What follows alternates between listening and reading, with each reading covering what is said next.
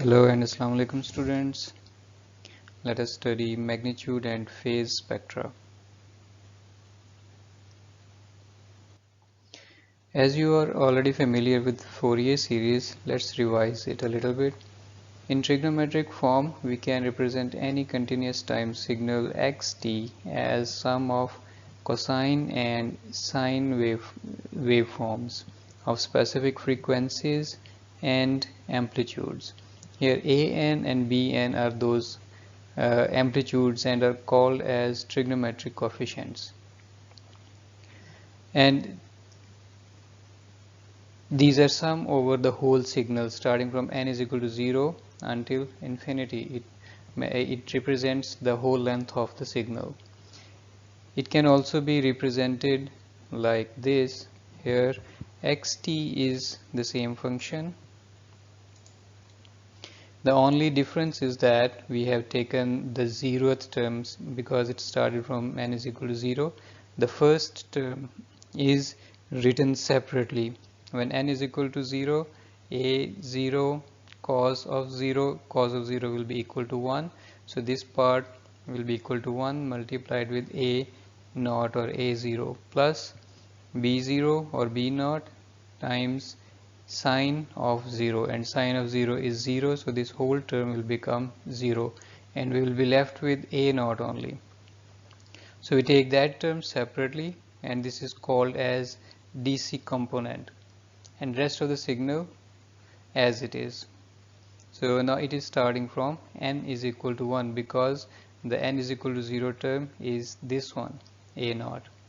And these coefficients then a naught, an and bn, these coefficients are expressed like these. These are the formulas for a naught, an and bn.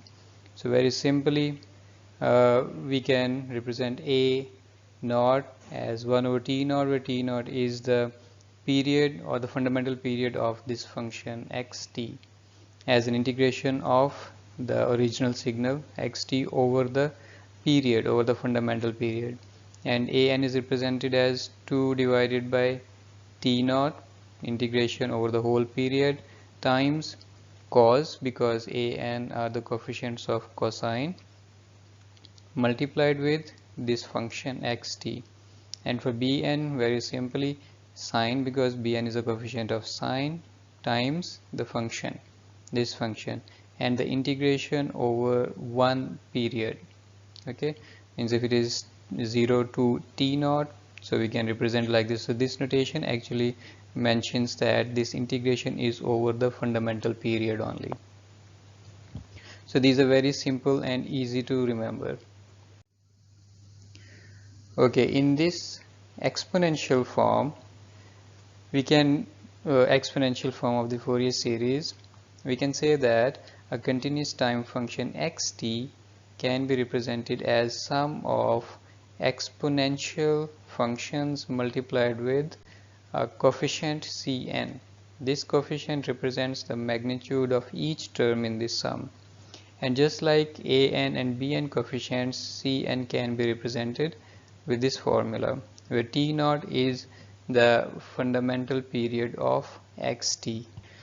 Now the magnitude of the cn and phase of the cn or the angle are very important.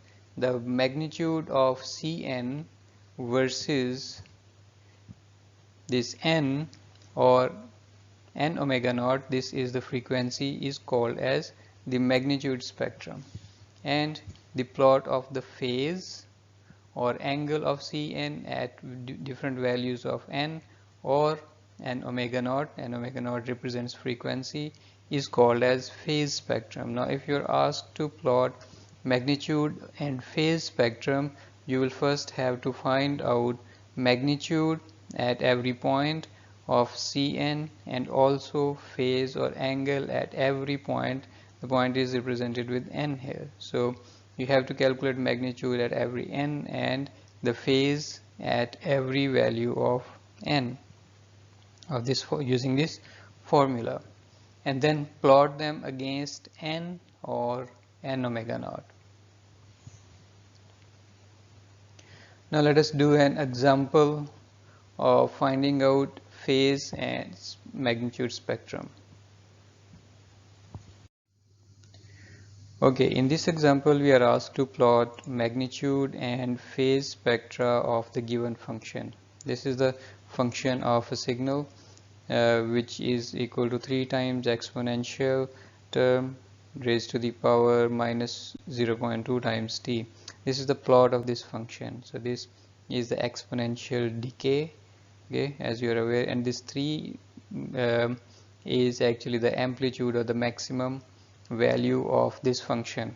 So at 0 it will go to 3 and then it decay as this t value increases.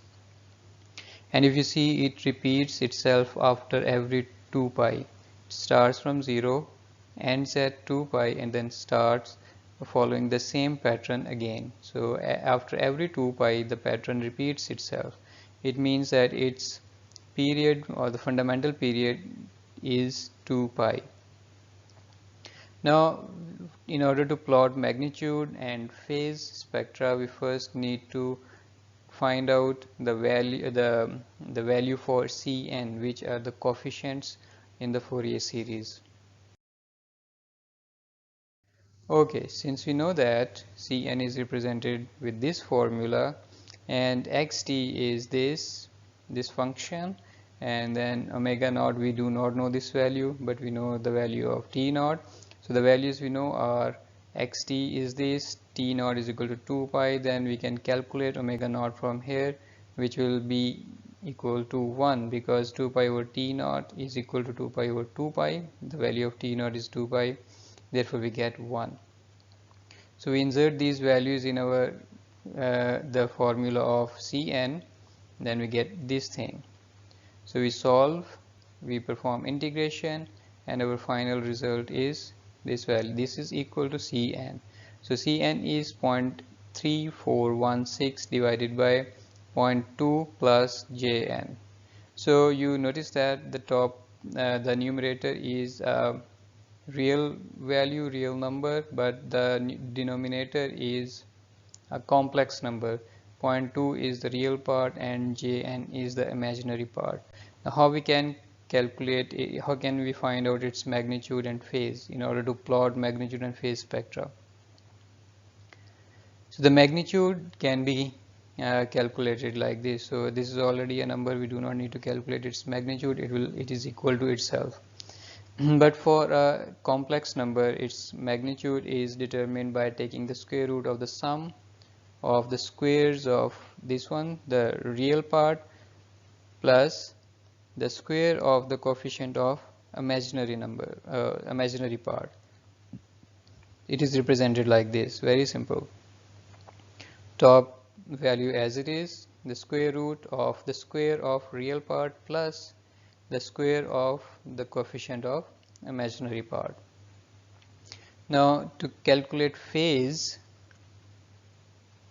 we can use the formula with the same thing. We need to use the values given in this denominator part like this. It is equal to minus tangent inverse n over 0.2. N is the coefficient of j or imaginary part and 0.2 is the real part. So these are two very simple formulas that we can use for plotting magnitude and phase spectra. In order to plot magnitude spectrum, we have to find every value of n and then plot it against n or n omega naught. Similarly, in order to plot phase spectrum, we need to calculate values of Cn for every value of n and then plot them against n or n omega naught.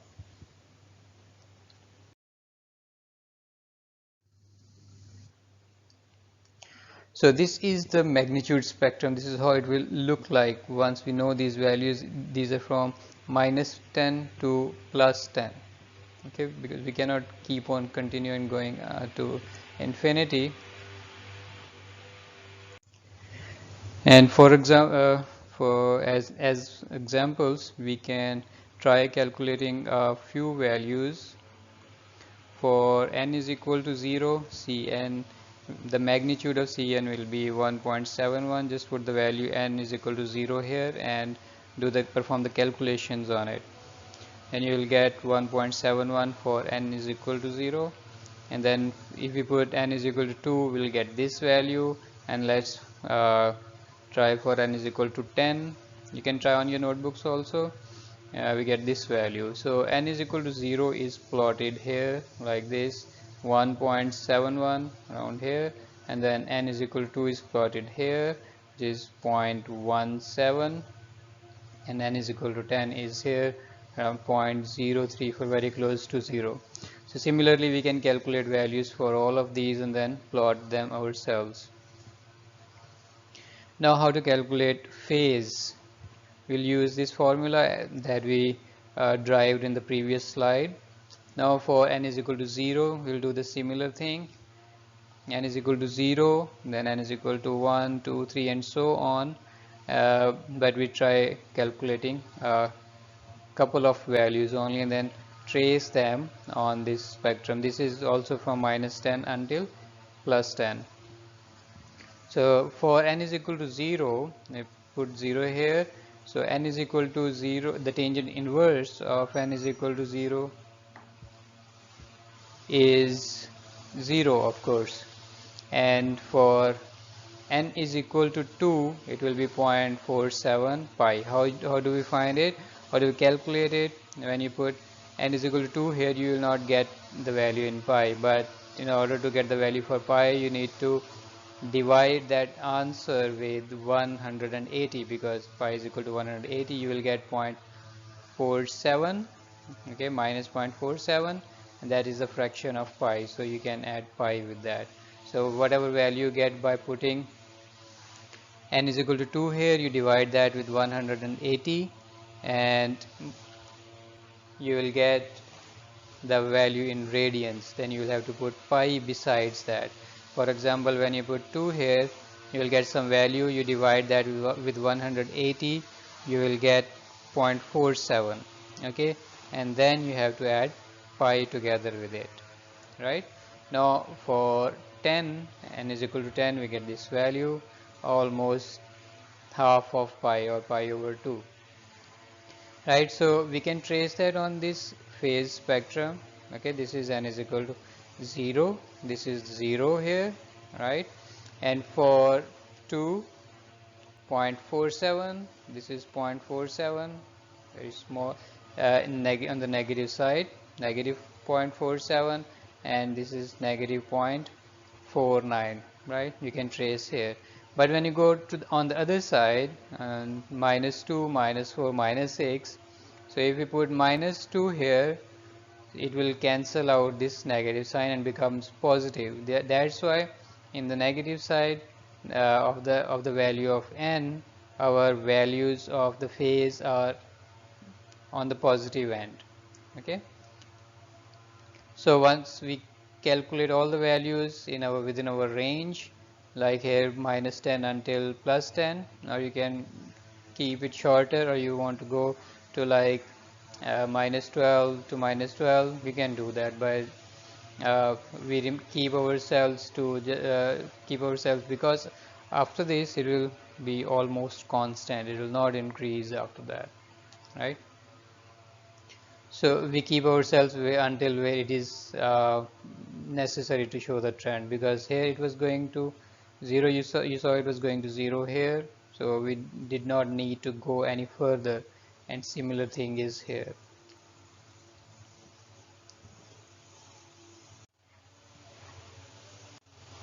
Now let us see another example. In this example is different. We have a circuit here, an RC circuit, and the input is xt and output is yt, and we are asked to find out its magnitude and phase spectra. We are given the values of resistance and capacitance here. So if we have such a condition, we have to analyze the circuit first and then solve the equation for magnitude and phase. How we can do that? Okay, so in order to find its equation, first we need to solve the circuit. This is an RC circuit, right? So resistance and capacitor here are connected in series. The voltage drop across the capacitor C is represented with YT, which is the output. And since both of them are connected in series, the current flowing through both of them must be same. We call it I. And it can be represented like this, because this is the formula of the current flowing through the capacitor. C is the capacitance, which is 10 picofarads, and YT is the voltage across it. So the time derivative of the voltage across it times its capacitance is the current flowing through the capacitor. Since capacitor and resistor are connected in series, therefore same current must be flowing through the resistor R. Therefore we can write an equation for the voltage drop across the resistor R like this. VR is equal to RC. R is actually the resistance times this part is the current, because by Ohm's law we know that V is equal to IR. So this part is I, C times YT over dt, this I, and R is the resistance. Now by applying, since this is a loop, by applying the Kirchhoff's voltage law, we can write an equation for this circuit like this. Kirchhoff's voltage law states that the total voltage across the total voltage drop across a closed loop must be equal to 0, or we can write it like this, that input voltage is equal to the voltage drop across the resistance plus the voltage drop across the capacitor, right? So the voltage drop across the resistor is VR, and the voltage drop across the capacitor is VC, which is represented with YT. Now by putting these values here, we get this equation. So VR is equal to this, and VC is the output voltage here, and XT is the input voltage. We can further simplify it like this. We take this common factor out, RC, and send it to the other side of the equation, and we get this equation. Now bringing it to the domain of signal processing. Okay, now we recall from our previous lectures that the output of a system, here this is a system and this is the output of a system is equal to the convolution of the impulse response of the system and the input signal, right? And the equation looks something like this. Here it is supposed to be impulse response, but if you're talking about if we are in the frequency domain, then that impulse response changes to frequency response and convolution changes to multiplication, which is much easier. So here the output can be represented as the product or the multiplication between the frequency response of the system and the input signal. Now we need to convert this into frequency into Fourier series also. Okay, and we can do that by writing this signal in this form. Okay, this is the exponential form of the Fourier series. So it is written like this because this is an oscillating signal. If it is not oscillating, then it cannot pass through the capacitor. So this is also because we can expand it in terms of sines and cosines. It is also an oscillating signal. It represents an oscillating signal. Now we put this value in the equation before and we get this. The equation was actually equal to time derivative of the output function or yt plus 1 over rc times yt is equal to x of t divided by rc. Okay, so this one is not a function of time, therefore we can bring it out and we are left with time derivative of this xt, because e exponential raised to the power j omega t plus this is yt, we just put this value here and we write it like this, and this is the xt, this one here, divided by rc. Okay, now we have this equation, we can perform the derivative of it and can get the value of h omega naught. This is the frequency response of this system. Okay, this is the frequency response of the given RC system. We can consider, for simplicity actually, we can consider this 1 over RC because it is on the numerator and denominator also. We can consider it equal to n or eta. We know the value of R and we know the value of C. R is equal to 10,000 ohms or 10 kilo ohms and C is equal to 10 picofarad. We insert its values and we get eta is equal to 10 raised to the power 7 per second. Okay, now we can put these values here also, or we can just put eta here. So h omega will become eta over eta plus j omega, right? Now similar to our previous example, we can find its magnitude and phase exactly in a similar way.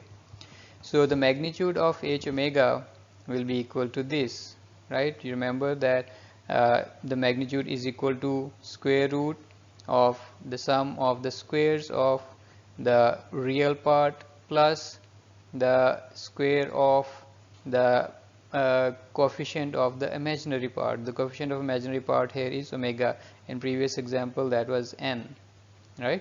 So we have written it exactly in the same way as before in the previous example, and the phase will also be written in exactly the same way.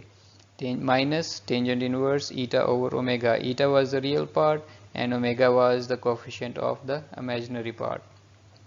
Now let us try to plot magnitude and phase spectra. So we have these values, but we do not know starting from where until where. So we take to extreme values, like we start from 0 and to infinity, because this is omega here. In the last example, in the previous example, we plotted against n. In this example, we will plot against omega, right? Last one was the sample numbers, this time this is frequency. The magnitude spectrum will look like this. We do not have the values for individual points, but instead we are plotting it against omega. So if omega is equal to 0, we will get eta divided by eta, which is equal to 1, right? So very simple to calculate. This is the value here. So when omega is equal to 0, the magnitude of h omega will be 1, right here. Okay, and when omega is equal to this value eta, or the frequency is equal to this value, we will get this 0.707. How? Because omega will be equal to eta, so this will become 2 eta square. Okay, or we can write it square root of 2 times eta, and that eta will cancel out with the eta in the numerator. So we will be left with 1 over square root of 2, and 1 over square root of 2 is equal to 0.707, right? And this value is here. And the other extreme, we go to, like, let us say omega is equal to infinity. So for infinity, the denominator will become infinity, and 1 over infinity is equal to 0, right? So for omega, or the frequency approaching to infinity, the magnitude of this frequency response will be approaching to 0. Okay, so this is a continuous spectrum. Now how to plot its phase spectrum? The phase spectrum will look like this.